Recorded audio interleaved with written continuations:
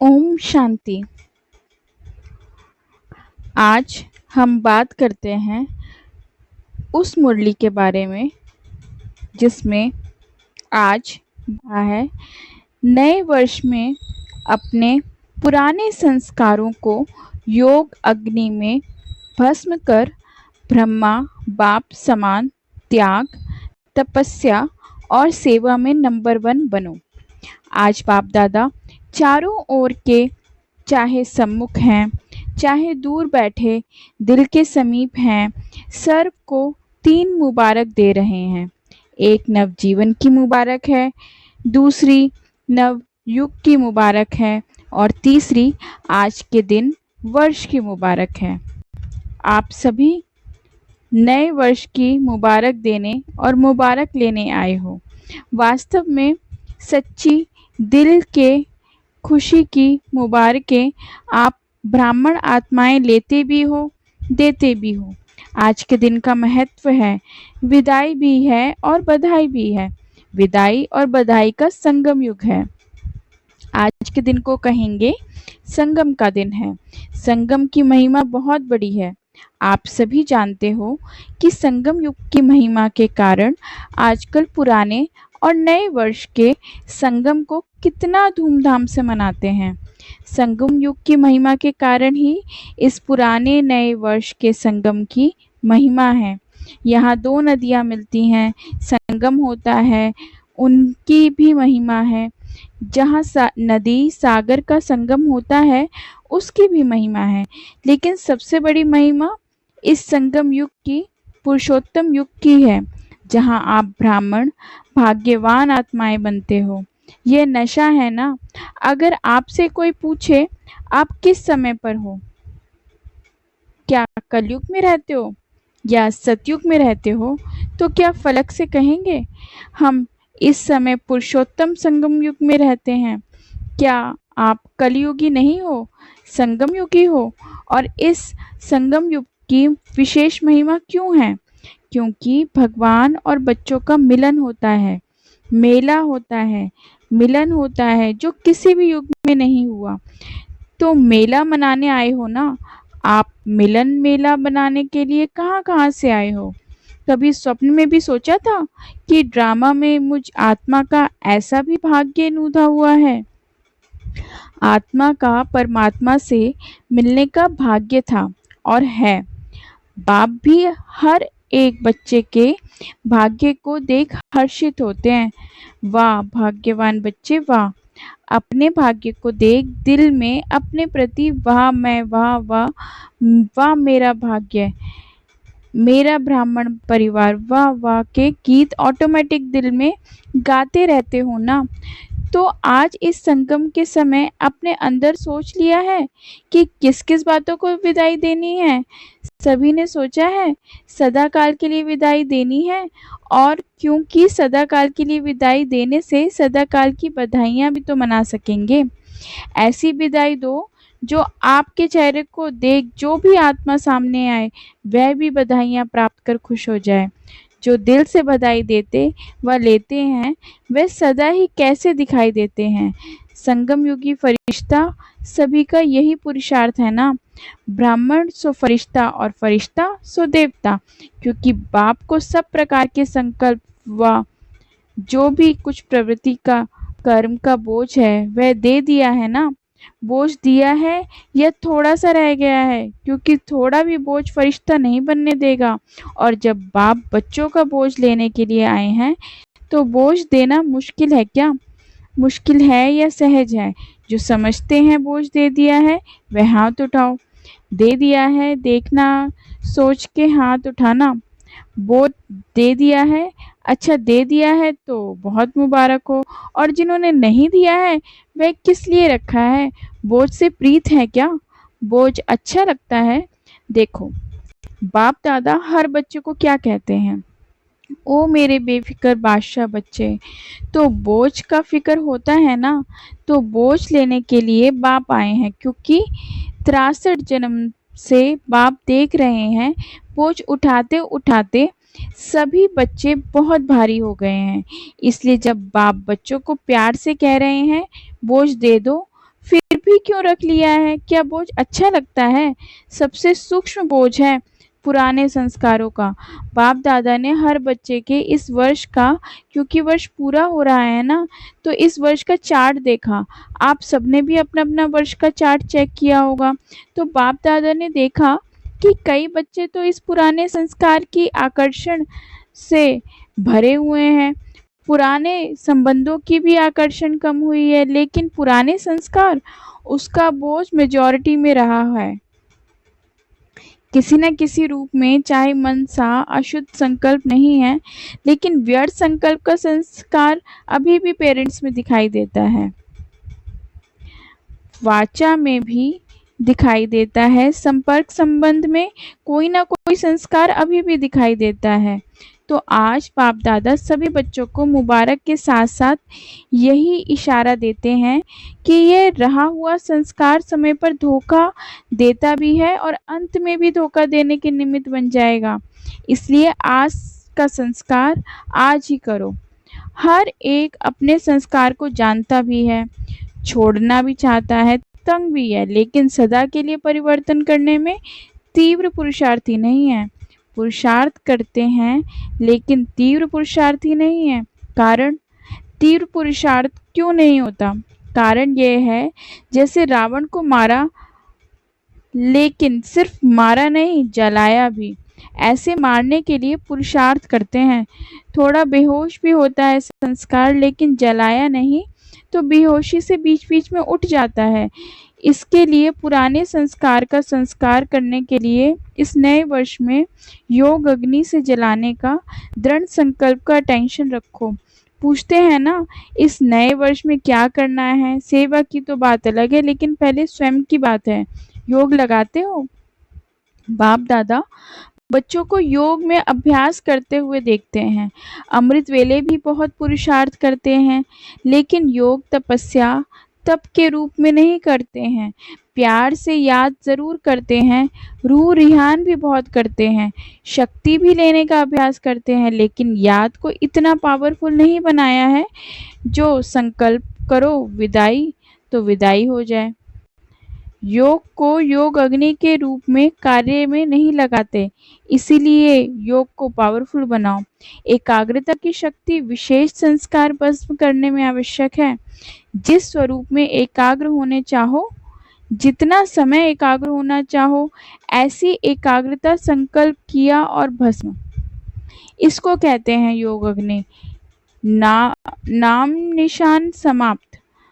मारने में फिर भी लाश तो रहता है ना, भस्म होने के बाद नाम निशान खत्म हो जाता है। तो इस वर्ष योग को पावरफुल स्टेज में लाओ। जिस स्वरूप में रहना चाहो, मास्टर सर्वशक्तिवान, ऑर्डर करो। समाप्त करने की शक्ति अपने ऑर्डर से नहीं माने, यह हो नहीं सकता। मालिक हो, मास्टर कहलाते हो ना, तो मास्टर ऑर्डर करे और शक्ति हाजिर नहीं हो तो क्या वह मास्टर है?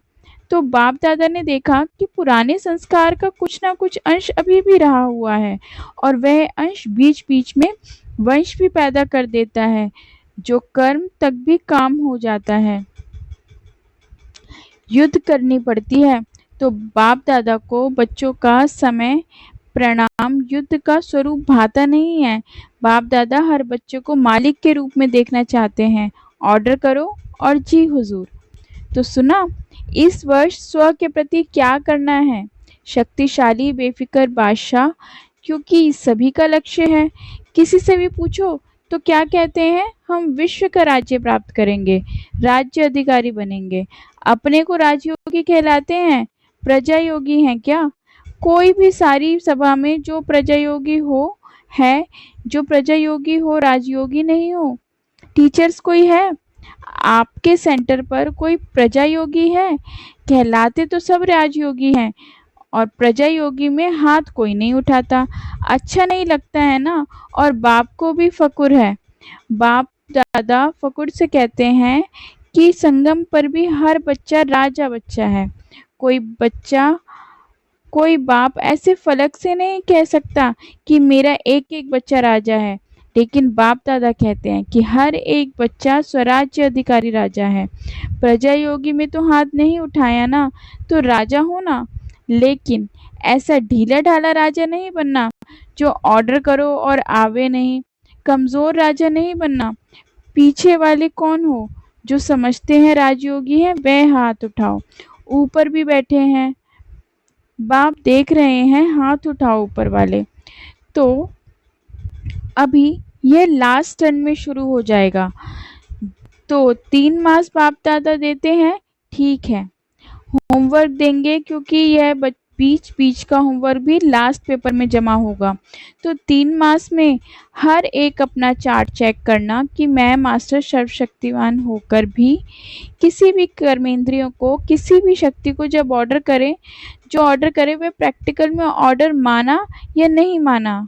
कर सकते हो? पहली लाइन वाले कर सकते हो? अच्छा हाथ उठाओ। अच्छा, 3 मास कोई भी पुराना संस्कार वार नहीं करे। अलबेले नहीं बनना, रॉयल अलबेलापन नहीं लाना हो जाएगा। बाप दादा से बहुत मीठी मीठी बातें करते हैं, कहते हैं बापा आप फिक्र नहीं करो, हो जाएगा। बाप दादा क्या करेगा? सुन सुनकर मुस्कुरा देता है। लेकिन बाप दादा इन 3 मास में अगर ऐसी बात को नहीं मानेगा तो मंजूर है तो हाथ उठाओ। दिल से हाथ उठाना, सभा के कारण हाथ नहीं उठाना। करना ही है, चाहे कुछ भी सहन करना पड़े, कुछ छोड़ना पड़े, कोई हर्जा नहीं है। अच्छा, ये ताज वाले बच्चे क्या करेंगे? ताज तो अच्छा पहन लिया है, करना पड़ेगा। अच्छा देखना, बच्चे हाथ उठा रहे हैं, अगर नहीं करेंगे तो क्या करें वह भी बता दो। फिर बाप दादा की सीजन में एक बार आने नहीं देंगे, क्योंकि बाप दादा कह रहे हैं कि समय आपका इंतज़ार कर रहा है। आप समय का इंतज़ार करने वाले नहीं हो, अपना इंतजाम करने वाले हो। समय आपका इंतज़ार कर रहा है। प्रकृति भी सतो प्रधान प्रकृति आपका आह्वान कर रही है। तो 3 मास में अपनी शक्तिशाली स्टेज में रहे हुए संस्कार को परिवर्तन करना। अगर 3 मास अटेंशन रखा ना तो उसका आगे भी अभ्यास हो जाएगा। एक बारी परिवर्तन की विधि आ गई ना तो बहुत काम में आएगा। समय का आप इंतज़ार नहीं करो, कब विनाश होगा, कब विनाश होगा सब रूह रिहान में पूछते हैं। बाहर से नहीं बोलते लेकिन अंदर बातें करते हैं, पता नहीं कब विनाश होगा। 2 साल में होगा, 10 साल में होगा, कितना साल में होगा। आप क्यों समय का इंतज़ार करो, समय आपका इंतज़ार कर रहा है। बाबा से पूछते हैं तारीख बता दो, थोड़ा सा वर्ष बता दो, 10 वर्ष लगेंगे, 20 वर्ष लगेंगे, कितना वर्ष लगेंगे। बाप दादा बच्चों से प्रश्न पूछते हैं कि आप सब बाप समान बन गए हो, पर्दा खोलें कि पर्दा खोलेंगे तो कहीं कंघी कर रहा है, कोई फेस की क्रीम लगा रहा है। अगर एवी रेडी हो, संस्कार समाप्त हो गए तो बाप दादा को पर्दा खोलने में क्या देरी लगेगी। एवी रेडी हो तो जाओ ना, हो जाएंगे कहेंगे। बाप को बहुत समय खुश किया, अभी ऐसा नहीं है, होना ही है, करना ही है। बाप समान बनना है, इसमें तो सभी हाथ उठा देते हैं, उठाने की जरूरत ही नहीं। ब्रह्मा बाप को देखो, साकार में तो ब्रह्मा बाप को फॉलो करना है ना। ब्रह्मा बाप ने त्याग, तपस्या और सेवा लास्ट घड़ी तक साकार रूप में प्रैक्टिकल दिखाया। अपनी ड्यूटी शिव बाप द्वारा महावाक्य उच्चारण की ड्यूटी लास्ट दिन तक निभाई। लास्ट मुरली याद है ना? 3 शब्द का वरदान याद है? निराकारी, निर्विकारी और निरहंकारी बनो। जिसको याद है वह हाथ उठाओ। अच्छा सभी को याद है, मुबारक को। त्याग भी लास्ट दिन तक किया, अपना पूरा कमरा नहीं छोड़ा। बच्चों ने कितना प्यार से ब्रह्मा बाप को कहा, लेकिन बच्चों के लिए बनाया, स्वयं नहीं यूज़ किया। और सदा 2:30-3 बजे उठकर स्वयं प्रति तपस्या की, संस्कार भस्म किए, तब कर्मातीत व्यक्त बने, फरिश्ता बने। जो सोचा वह करके दिखाया। कहना, सोचना और करना तीनों समान है। Follow father. लास्ट तक अपने कर्तव्य में पूर्ण रहे। पत्र भी लिखे, कितने पत्र लिखे, सेवा भी नहीं छोड़ी। Follow father. अखंड महादानी, महादानी नहीं, अखंड महादानी का प्रैक्टिकल रूप दिखाया। अंत तक, लास्ट तक बिना आधार के तपस्वी रूप में बैठे। अभी बच्चे तो आधार लेते हैं ना बैठने का, लेकिन ब्रह्मा बाप ने आदि से अंत तक तपस्वी रूप रखा। आंखों में चश्मा नहीं डाला। यह सूक्ष्म शक्ति है, निराधार। शरीर पुराना है, दिन प्रतिदिन प्रकृति, हवा, पानी दूषित हो रहा है। इसलिए ब्रह्मा बाबा आपको कहते हैं नहीं है, क्योंकि आधार क्यों लेते हो, क्यों चश्मा पहनते हो? पहनो, भले पहनो, लेकिन शक्तिशाली स्थिति जरूर बनाओ। सारी विश्व का कार्य समाप्त किया है। ब्रह्मा दादा आपसे प्रश्न पूछता है, आप सभी संतुष्ट हो कि विश्व कल्याण का कार्य पूरा हो गया है? जो समझते हो कि विश्व कल्याण का कार्य पूरा हो गया है, तो समझते हैं कि विश्व कल्याण का कार्य समाप्त हो गया है, वह हाथ उठाओ। एक भी नहीं। तो कैसे कहते हो विनाश होगा? काम तो पूरा किया ही नहीं। अच्छा, चारों ओर के सदा उमंग उत्साह में आगे बढ़ने वाले, सदा हिम्मत से ब्रह्मा बाप की पदम गुणा मदद के पात्र बच्चों को सदा विजयी रत्न है। हर कल्प में विजयी बने थे, अब भी हैं, और हर कल्प में विजय हैं ही। ऐसे विजयी बच्चों को सदा एक बाप, दूसरा ना कोई, ना संसार की आकर्षण, ना संस्कार की आकर्षण, दोनों आकर्षण से मुक्त रहने वाले सदा बाप समान बच्चों को बाप दादा का याद, प्यार और नमस्ते। आज का वरदान है, सदा काल के अटेंशन द्वारा विजय माला में पिरोने वाले बहुत समय के विजयी भव। बहुत समय के विजयी विजय माला के मणके बनते हैं। विजयी बनने के लिए सदा बाप को सामने रखो। जो बाप ने किया वही हमें करना है। हर कदम पर जो बाप का संकल्प है वही बच्चों का संकल्प है, और जो बाप के बोल हैं वही बच्चों के बोल हैं। तभी विजयी बनेंगे। यह अटेंशन सदा काल का चाहिए, तब सदा काल का राज्य भाग्य प्राप्त होगा। क्योंकि जैसा पुरुषार्थ वैसा प्रारब्ध है। सदा का पुरुषार्थ है तो सदा का राज्य भाग्य है। आज का स्लोगन, सेवा में सदा जी हाजिर करना, यही प्यार का सच्चा सबूत है। अव्यक्त इशारे, आत्मिक स्थिति में रहने का अभ्यास करो और अंतर्मुखी बनो। जैसे कोई भी व्यक्ति दर्पण के सामने खड़ा होते ही स्वयं का साक्षात्कार कर लेता है, वैसे ही आपकी आत्मिक स्थिति शक्ति रूपी दर्पण के आगे कोई भी आत्मा आवे तो वह 1 सेकंड में स्वस्वरूप का दर्शन व साक्षात्कार कर ले। आपके हर कर्म में, हर चलन में रूहानियत की अट्रैक्शन हो। जो स्वच्छ आत्मिक बल वाली आत्माएं हैं वह सबको अपनी ओर आकर्षित जरूर करती हैं। ओम शांति।